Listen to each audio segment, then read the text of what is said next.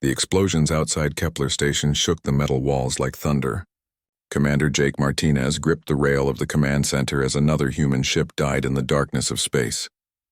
Red warning lights flashed across every screen, and the sound of alarms filled the air. "That's the cargo ship Mercy," said Lieutenant Amy Brooks from her communications desk. Her voice was steady, but Jake could see her hands shaking. "No survivors."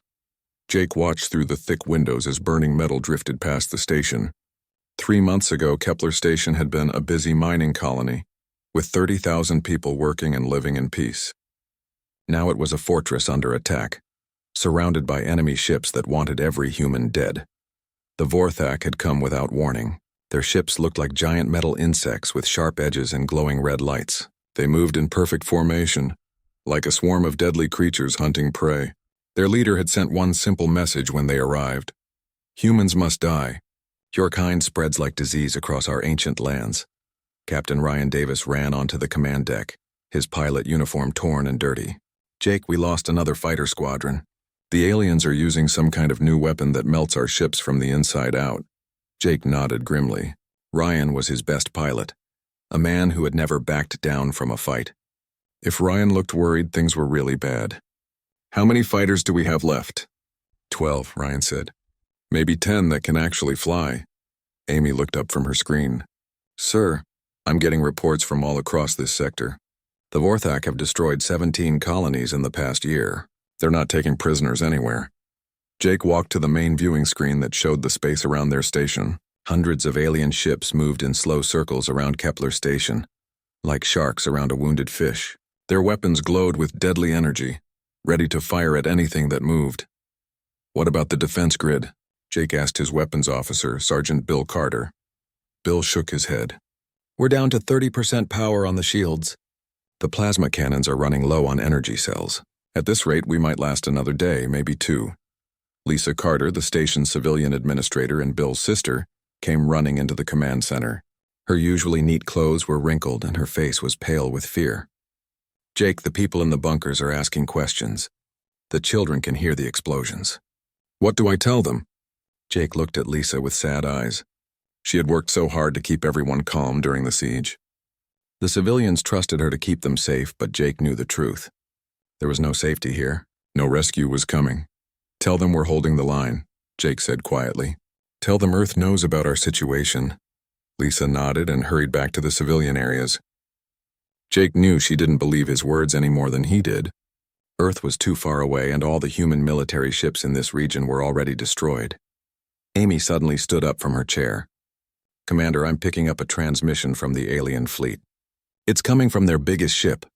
The main screen changed to show a creature that looked like a nightmare. The Vorthak commander had 4 arms, razor-sharp teeth, and eyes like black stones. Its voice sounded like metal scraping against metal. "I am War Commander Zethrak of the Vorthak Dominion," the alien said. "You have 24 hours to surrender this station and all humans inside. If you refuse, we will turn your metal home into floating dust." The transmission ended, leaving the command center in silence. Everyone knew what surrender meant. The Vorthak didn't take prisoners. They had broadcast videos of what happened to humans who gave up. It wasn't a quick death. "Sir," Bill said, "even if we wanted to fight them off, we don't have the weapons. Their fleet has more firepower than anything we've ever seen." Jake walked to his command chair and sat down heavily. Outside, he could see the alien ships moving into attack positions. Their weapons were charging, creating an eerie green glow that lit up the darkness of space. Ryan sat on the edge of a control desk. "You know, my grandfather used to tell stories about the old wars on Earth. He said humans always found a way to win when things looked impossible." "This isn't Earth," Amy said sadly. "And we're not fighting other humans. These aliens have technology we can't match." Jake looked around at his people. They were tired, scared, and running out of hope. But they were still here, still fighting. That had to count for something. "We're not giving up," Jake said firmly. "I don't care how many ships they have or how powerful their weapons are. These people came here to build new lives, to make homes among the stars. We're going to protect them." Bill checked his weapon systems again. "The automated defense guns still work. We can make them pay for every meter they advance." "The emergency broadcast system is still working," Amy added. "I've been sending distress signals to every human ship and station in range. Maybe someone will hear us." Jake knew the chances were slim. All the nearby human colonies had been destroyed weeks ago. The few military ships that tried to help had been wiped out before they could get close to Kepler Station. As night fell over the station according to their artificial day cycle, Jake made his rounds through the corridors. He visited the civilian shelters where families huddled together, sharing what little food they had left. Children asked when they could go home, not understanding that their homes might be destroyed by morning. In the medical bay, doctors worked on wounded pilots and station crew. The smell of medicine and burned metal filled the air. Everyone was doing their job, even though they knew it might be their last day alive. Jake returned to the command center as the alien ships moved closer. Their weapons were fully charged now, ready to begin the final attack. The countdown had started. 23 hours and 15 minutes until their deadline, Amy reported. Jake looked out at the stars, wondering if any other humans would ever know what happened here. Would Earth remember Kepler Station? Or would they just be another colony that went silent in the dark? He didn't know that his desperate signals had traveled farther than he thought. Somewhere in the darkness, something was listening. Something powerful was coming. Deep beneath the surface of Earth's moon, Admiral Kate Thompson sat in the most secret room in human space. The emergency signal from Kepler Station played on her screen for the 5th time. Each time she heard Jake Martinez's desperate voice, her heart grew heavier. "Admiral," said her assistant, Colonel Dan Price. "The signal came in 47 minutes ago. At current speed, any rescue ship would take 3 weeks to reach them." Kate nodded slowly. 3 weeks was too long. In 3 weeks, Kepler Station would be nothing but floating metal and dead bodies. Unless she used the weapon that wasn't supposed to exist. She pressed a button on her desk. "Get me Chief Engineer Paul Rivera and Dr. Helen Foster. Tell them to meet me in Sector 7 immediately." Kate had spent 15 years of her life keeping the biggest secret in human history. While Earth's leaders made speeches about peace and exploration, she had been building something that could change the balance of power in the entire galaxy. The elevator took her down through solid rock, past security checkpoints that few humans had ever seen. Guards with the highest clearance levels saluted as she passed. They knew she was important, but they didn't know why. Sector 7 was a construction bay carved out of the moon's core. It was so large that small clouds formed near the ceiling. And floating in the center, held by massive support arms, was the most powerful warship ever built. The UHS Devastator was 8 kilometers long and 2 kilometers wide. Its hull was made from materials that didn't exist in nature, created in secret laboratories over decades of research. Weapons that could bend space and time were hidden behind armor plating that could survive the explosion of a star. Paul Rivera was already running system checks when Kate arrived. The chief engineer was a thin man with gray hair who had worked on the ship for 10 years. He knew every bolt and wire in the massive vessel. "Admiral," Paul said, "the quantum drives are at 60% charge. The main weapon systems are online, but we've never tested them at full power." Dr. Helen Foster joined them a few minutes later. She was the brilliant physicist who had designed the ship's most dangerous weapons. Her hands were always stained with chemicals from her experiments, and her eyes held the look of someone who had seen the future. "Kate," Helen said, using the Admiral's first name as she always did, "I heard the broadcast from Kepler Station. Are we really going to do this?" Kate looked up at the massive ship above them. "Helen, how many people are on that station?" 30,000, Helen replied quietly. "And how many Vorthak ships are attacking them?" "The reports say over 400. Kate turned to face both of them. "Paul, how long until the Devastator is ready to launch?" Paul checked his tablet. "The crew is already boarding. Captain Steve Johnson reported for duty 20 minutes ago. All systems will be ready in 4 hours. Helen, what are the chances our weapons will work as designed?" Helen was quiet for a long moment. "In computer simulations, they work perfectly. In reality, we're dealing with forces that could tear holes in space itself. If something goes wrong, we could destroy ourselves and everything within a light year." Kate walked to the viewing platform that gave her a better look at the Devastator. The ship was beautiful in a deadly way, like a sword made of starlight. Every line and curve was designed for one purpose: to destroy anything that threatened humanity. "Admiral," Paul said, "there's something else. Once we use this ship, every species in the galaxy will know what we can do. There's no going back to being the weak newcomers." Kate had thought about this many times. For centuries, humans had been seen as the young race, the ones who needed protection from older, more advanced species. Earth's diplomats worked hard to make friends and avoid conflicts. All of that would change the moment the Devastator fired its weapons. Paul, start the launch sequence. Helen, I want you on board to monitor the weapon systems. If anything goes wrong, you'll know how to fix it. As the engineers hurried to their tasks, Kate climbed the stairs to the ship's main boarding ramp. The corridors inside were wide enough for vehicles to drive through. The walls hummed with power from reactors that could fuel entire cities. Captain Steve Johnson met her at the bridge entrance. He was a career military officer who had commanded 3 different warships, but nothing had prepared him for this moment. Admiral, the crew is nervous, Steve said. They know this ship is special, but most of them don't know how special. They'll find out soon enough, Kate replied. Steve, I'm giving you complete authority over this mission. Your job is to save those people at Kepler Station. How you do it is up to you. The bridge was unlike anything on any other human ship. Instead of separate stations, everything was connected through a central AI system called Oracle. The computer could control every weapon and system on the ship faster than any human crew. Oracle, Kate said to the empty air, run final diagnostics on all systems.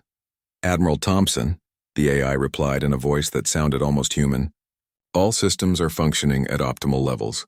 Quantum drives are at 80% charge and rising. Crew complement is 4,732 officers and specialists. Kate looked around the bridge at the officers taking their positions. Navigator Susan Webb was plotting the jump to the Kepler system. Weapons Officer Lieutenant Carl Baker was reviewing targeting protocols he had never seen before. Commander Greg Phillips, the tactical officer, was studying reports about Vorthak ship designs. Steve, Kate said, there's something you need to understand about this ship. The weapons we've built can destroy planets. The drives can fold space and time. The shields can stop almost any attack. But with great power comes great responsibility. Steve nodded. Admiral, my grandfather died defending Earth from raiders when I was young. I've spent my whole career protecting human colonies from anyone who wanted to hurt them. This is just bigger. Kate smiled for the first time in hours. She had chosen the right captain for this mission. Oracle, how long until we can jump to the Kepler system? Quantum drives will reach full charge in 47 minutes and 12 seconds, the AI answered. Kate looked at the main screen, which showed the Vorthak fleet surrounding Kepler Station. The aliens were moving into final attack positions, their weapons glowing with deadly energy. Then we better hurry, she said, as the Devastator's engines began to warm up, creating vibrations that shook the entire moon base. Kate wondered if she was making the right choice. This ship could save 30,000 lives, but it might also start a war that could destroy billions more. The countdown began. Soon, the galaxy would see what humans could really do when they stopped holding back. Captain Steve Johnson felt his stomach twist as the Devastator jumped through folded space. One moment they were near Earth's moon, and the next they were floating at the edge of the Kepler system. The quantum drive technology was amazing, but it made every jump feel like falling through a hole in reality. Jump complete, announced Navigator Susan Webb from her station. We are 3 million kilometers from Kepler Station. Steve looked at the main screen and felt his blood turn cold. The Vorthak fleet was even larger than the reports had said. Hundreds of alien ships surrounded the human station like a metal storm. Their hulls were dark and sharp, designed to look scary as well as deadly. Commander Phillips, give me a count on enemy vessels, Steve ordered. Commander Greg Phillips worked at his tactical station, his fingers flying over the controls. Sir, I count 423 ships, 57 heavy cruisers, 114 destroyers, and the rest are smaller attack ships, and one big one, added Weapons Officer. Lieutenant Carl Baker.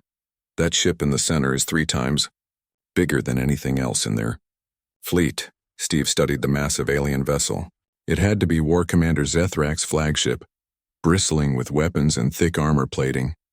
Around it, the other Vorthak ships moved in perfect formation, like dancers following a deadly routine. Susan, can you get us closer without being detected? Steve asked. Yes, sir, Susan replied. The stealth field is working perfectly. We're bending light and sensor readings around our hull. To them, we're invisible. Dr. Helen Foster spoke up from her science station. Captain, maintaining the stealth field while moving this close is pushing our power systems hard. We can't stay hidden much longer. Steve watched as a small human cargo ship tried to break through the alien blockade. It had barely cleared hyperspace when a dozen Vorthak fighters swarmed it. Plasma beams cut through its hull like hot knives through paper. The ship exploded in a ball of fire, and its crew died without getting close to the station. "How many ships have tried to help?" Steve asked quietly. "This is the 17th in the past 3 days," Greg answered. "The aliens are destroying everything that comes near the system." Steve felt anger building in his chest. These weren't soldiers dying in fair combat. These were cargo pilots and rescue crews who had volunteered to help save the people at Kepler Station. The Vorthak were killing them for sport. On the tactical display, he could see Kepler Station itself. The mining colony looked tiny compared to the alien fleet around it. Its shields flickered weakly, and several sections showed damage from constant bombardment. "Carl, what's the status on our weapon systems?" Steve asked. Carl checked his displays. "Sir, all weapons are online and ready. The void cannons are charged to full power. Point defense systems are active. Gravitational torpedoes are loaded and armed. Oracle," Steve said to the ship's AI, "show me targeting solutions for the enemy fleet." The main screen filled with lines and numbers as the computer calculated the best way to attack the Vorthak ships. Steve had trained for space combat his entire career, but he had never seen anything like this. The Devastator had enough firepower to destroy the entire enemy fleet in minutes. "Captain," Helen said from her station, "I need to remind you that we've never tested these weapons at full power in actual combat. The gravitational effects could be stronger than our simulations predict." Steve nodded. He understood the risks, but 30,000 people were depending on him. He couldn't let them die while he worried about untested technology. "Susan, take us to 1,000,000 kilometers from the station. Hold position there." As the Devastator moved closer, Steve could see the battle more clearly. Vorthak ships were firing constantly at the station's shields, wearing them down bit by bit. Small explosions erupted across the station's hull where the energy barriers failed. "Sir," Greg reported, "I'm detecting massive power buildup in the alien fleet. It looks like they're preparing for a final attack." Steve made his decision. "All hands, this is the captain. Prepare for combat. We're going in." "Captain," Helen said urgently, "once we drop the stealth field, every sensor in the galaxy will be watching us. There are monitoring stations from dozens of species in this region." "I know," Steve replied. "Oracle, drop stealth protocol. Bring us to full combat readiness." The change was dramatic. One moment, empty space surrounded the alien fleet. The next, an 8-kilometer-long battleship appeared like a metal mountain rising from nothing. The Devastator's hull blocked out stars as it positioned itself between the Vorthak fleet and Kepler Station. On monitoring stations across the galaxy, alarms began to sound. The peaceful Etherian collective, who watched space for signs of new threats, sent emergency messages to their government. The proud Altarian Republic, with their advanced sensor networks, couldn't believe the readings they were getting. War Commander Zethrak stared at his tactical display in disbelief. The unknown ship was larger than anything in his fleet, larger than anything he had ever seen. His sensor operators reported power readings that seemed impossible. "What species builds ships this size?" Zethrak demanded of his staff. "Commander," his tactical officer replied nervously, "the ship is human, but no human vessel has ever been recorded at more than 2 kilometers in length." Zethrak's 4 eyes narrowed with anger. The humans had been hiding their true strength, pretending to be weak while building weapons of incredible power. It was a trick worthy of respect, but it wouldn't save them. "All ships," Zethrak commanded, "destroy the human vessel immediately. Show them the price of deception." The Vorthak fleet turned toward the Devastator like a swarm of angry insects. Plasma cannons charged to full power. Missile tubes loaded with armor-piercing warheads, and energy shields rose to maximum strength. Steve watched the alien ships moving toward him and felt calm for the first time since the mission began. The waiting was over. Now came the test of everything humans had built in secret. "Carl, target the closest battle group. Fire when ready." Carl's hands moved over his controls. Void cannons locked on target. Firing in 3, 2, 1. The Devastator's primary weapons fired, and reality seemed to twist around them. The void cannons didn't shoot energy or missiles. They shot holes in space itself, creating gravitational tiers that pulled everything nearby into collapsing darkness. 20 Vorthak ships simply vanished, crushed into nothing by forces that bent the laws of physics. The space where they had been flying showed only empty darkness like windows into the void between stars. War Commander Zethrak felt his ship shake as gravitational waves passed through his fleet. In 30 years of warfare, he had never seen weapons that could do this. For the first time in his life, the proud Vorthak commander felt something he had never experienced before: fear. War Commander Zethrak watched 20 of his best ships disappear into holes in space, and felt his world change forever. In all his years of conquest, he had never seen weapons that could tear reality apart. "All ships, attack Formation 7, he commanded through gritted teeth. "Concentrate fire on the human vessel. Use everything we have." The Vorthak fleet responded instantly. 400 ships turned their weapons toward the Devastator and fired at once. Thousands of plasma beams, energy missiles, and particle cannons lit up space with deadly rainbow colors. Captain Steve Johnson watched the massive attack coming toward his ship and remained perfectly calm. "Oracle, raise shields and activate point defense systems." The Devastator's defenses came alive like a living thing. Energy barriers that could stop the explosion of stars formed around the hull. Thousands of small guns emerged from hidden ports and began firing at the incoming missiles. Computer-controlled lasers shot down projectiles with perfect accuracy. When the alien attack reached the Devastator, it looked like fireworks bouncing off a mountain. The massive human battleship didn't even shake. Its shields absorbed energy that could have destroyed entire cities and asked for more. "Hull damage report," Steve requested calmly. "No damage detected," Oracle replied. "Shields at 97% and recharging." Lieutenant Carl Baker looked up from his weapons station with amazement. "Sir, they hit us with everything they have, and we barely felt it." Commander Greg Phillips was studying his tactical display. "Captain, the enemy fleet is spreading out. They're trying to surround us," Steve nodded. "Carl, target their heavy cruisers. Show them what real firepower looks like." The Devastator's secondary weapons began firing. Gravitational torpedoes phased through space and appeared inside enemy ships, where they exploded and tore the vessels apart from within. Plasma cannons that had been charging for hours released energy beams that cut through multiple alien ships at once. Dr. Helen Foster monitored the weapon systems from her station. "Captain, the gravitational effects are stronger than we predicted.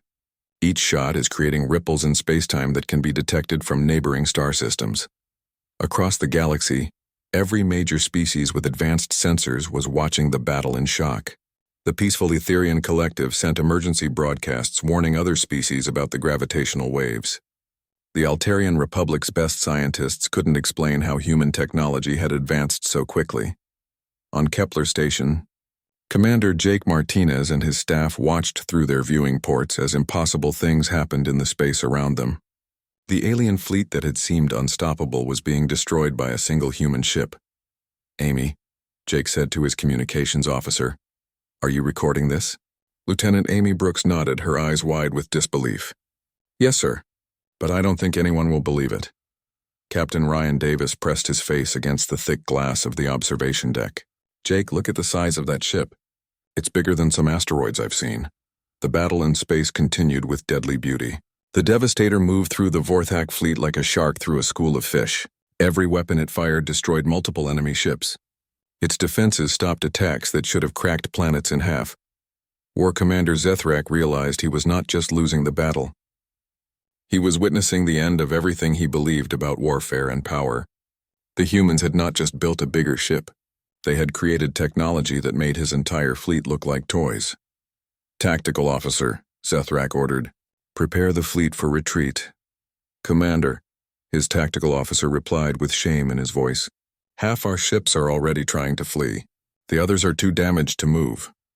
Zethrak looked at his display and saw the truth. In less than 30 minutes, the humans had reduced his mighty fleet to burning wreckage and fleeing survivors. Ships that had conquered dozens of worlds were running like scared animals. On the Devastator's bridge, Steve watched the enemy fleet falling apart. Some alien ships were trying to escape while others drifted helplessly with their engines destroyed. A few continued fighting, but their weapons couldn't even scratch his ship's paint. "Sir," Greg reported, "enemy fleet strength is down to 40%. Most of their heavy ships are destroyed or disabled." Steve felt no joy in the destruction, only satisfaction that the people on Kepler Station were safe. "Carl, target any ship that's still shooting at the station. Leave the ones that are trying to retreat." Carl nodded and continued his deadly work. The Devastator's weapons found every Vorthak ship that dared to continue the attack. Gravitational beams twisted enemy hulls into metal pretzels. Void cannons opened holes in space that swallowed entire squadrons. Dr. Helen Foster checked her readings and felt both pride and worry. Captain, our weapons are performing perfectly. Maybe too perfectly. We're generating enough gravitational energy to affect the orbits of planets in this system. Steve looked at his science officer with concern. Are we putting the station in danger? No, sir. But every sensor in this part of the galaxy is detecting what we're doing. By tomorrow, every species in known space will know that humans have this technology. Steve understood what she meant. Humanity had spent centuries building relationships with other species, always being careful not to seem threatening. In one battle, he had changed everything. But as he looked at Kepler Station, still intact and still full of living people, he knew he had made the right choice. War Commander Zethrak made a decision that would have been impossible an hour earlier. He opened a communication channel to the human battleship, something he had never done with any enemy. Human Captain, he said, his voice filled with defeat. I am War Commander Zethrak of the Vorthak Dominion. I request terms for the surrender of my remaining forces. Steve looked around his bridge. His officers were as surprised as he was. In all the reports about the Vorthak, no one had ever mentioned them surrendering to anyone. Commander Zethrak, Steve replied, withdraw your ships from this system immediately. Take your wounded and leave. If you ever attack another human colony, we will find you. Zethrak felt the weight of those words. He had seen what human technology could do. If they had one ship this powerful, they might have others. Understood, human captain. The Dominion will remember this day. As the surviving Vorthak ships limped away from the battlefield, Steve opened a channel to Kepler Station. Kepler Station, this is Captain Steve Johnson of the UHS Devastator. The threat has been neutralized. You are safe. Jake Martinez appeared on the screen, his face showing relief and confusion in equal measure. Captain Johnson, on behalf of 30,000 colonists, thank you. But I have to ask, where did that ship come from? Steve smiled slightly. That's classified, Commander Martinez. Let's just say humanity has been preparing for situations like this. As the Devastator took position near Kepler Station, its massive hull casting shadows across the mining colony, Steve knew that everything had changed. The galaxy would never see humans as the weak newcomers again. The question now was whether that would make humanity safer or put them in even greater danger. 3 days after the battle, Ambassador Elena Rodriguez arrived at Kepler Station aboard a diplomatic cruiser. She had been traveling non-stop from Earth since the moment news of the Devastator's reveal reached the government. Her job was to handle the political earthquake that humanity had just created. Elena stood on the station's observation deck next to Commander Jake Martinez, looking out at the massive battleship that had saved them all. The Devastator hung in space like a metal moon, its 8-kilometer hull still impossible to believe. Jake, Elena said, I need you to understand something. That ship out there just changed everything. Every species in the galaxy is asking the same question. What else are humans hiding? Jake nodded slowly. I've been getting messages from Earth for 2 days straight. Scientists, military officials, news reporters. Everyone wants to know about the battle. Elena pulled out a data pad and showed him a list of communications.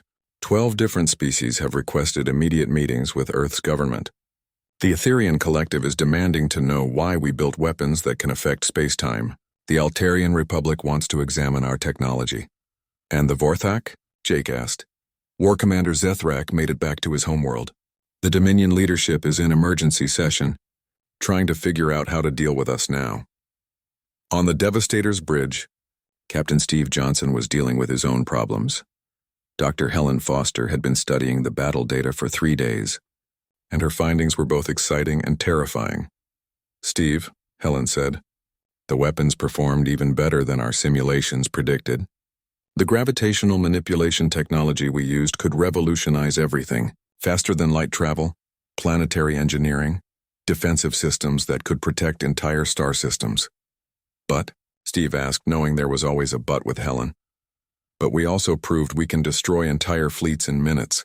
Every species in the galaxy now knows that humans have the power to level planets if we want to.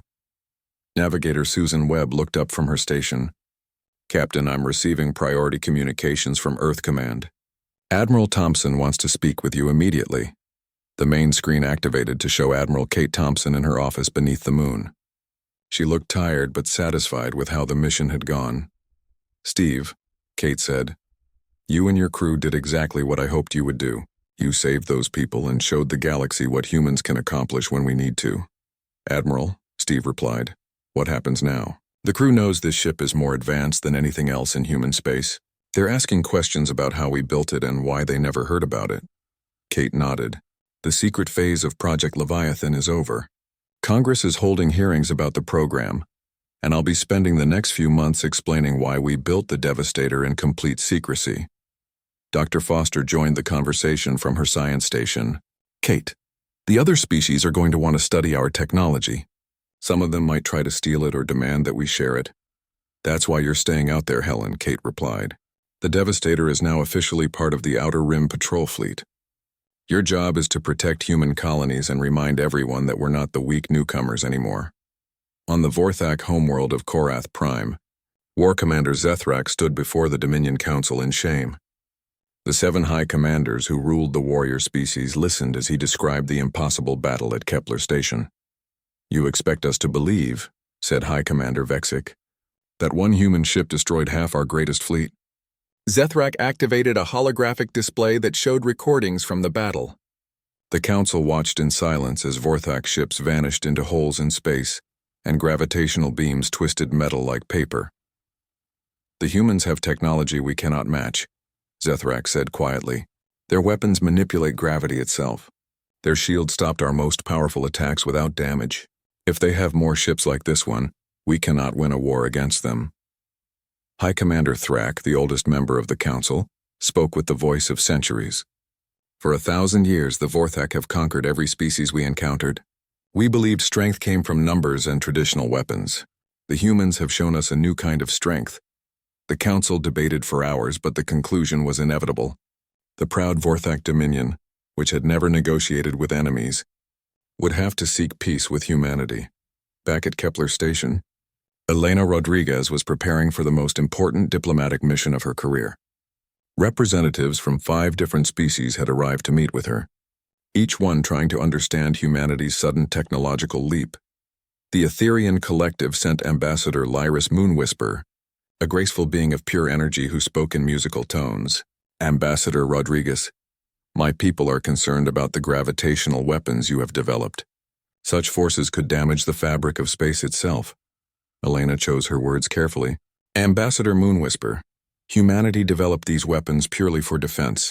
We have no intention of using them against peaceful species, but you will use them against aggressive ones, said General Corin Steelfist of the Altarian Republic. The tall armored warrior had respect in his voice even as he worried about human power. If necessary, yes, Elena replied honestly. The Vorthak proved that some species only understand strength.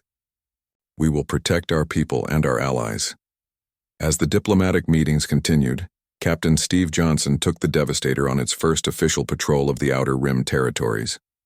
The massive battleship visited human colonies that had lived in fear of alien attacks, showing them that Earth had not forgotten them. At the mining world of New Denver, 10,000 colonists came out to see the ship that had already become legendary. Children pointed up at the metal giant that blocked out the sun, while their parents felt safe for the first time in years. On the farming planet of Green Valley, where Vorthak raiders had attacked cargo ships for months, the alien attack stopped completely. Word had spread through the criminal networks that humans now had weapons that could tear holes in reality. War Commander Zethrak, meanwhile, had been given a new mission by the Dominion Council.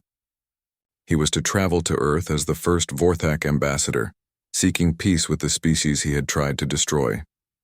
It was a duty that filled him with both shame and curiosity. How had the humans hidden such advanced technology? How many other secrets did they keep? 6 months after the battle at Kepler Station, the galaxy had settled into a new reality.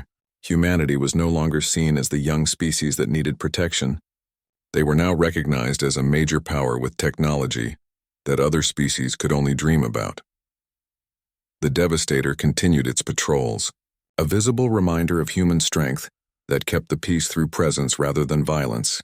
Behind it, construction crews worked on 12 new shipyards throughout human space, building more vessels of the same class.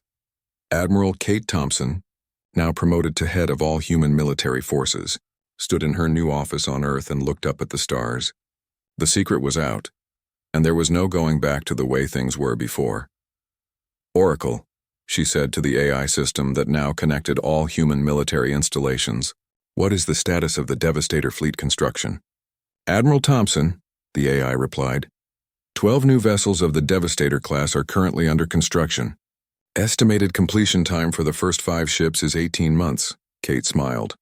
Humanity had shown the galaxy their hidden strength once. Soon they would have enough strength to protect not just their own colonies but any peaceful species that needed help. The age of humanity hiding in the shadows was over. The age of humanity as galactic protectors had begun. In space near Kepler Station, the Devastator hung among the stars like a promise and a warning. Its weapons were silent, but every species in the galaxy knew they were there. The galaxy had indeed frozen when humanity's battleship darkened the skies of the Warzone.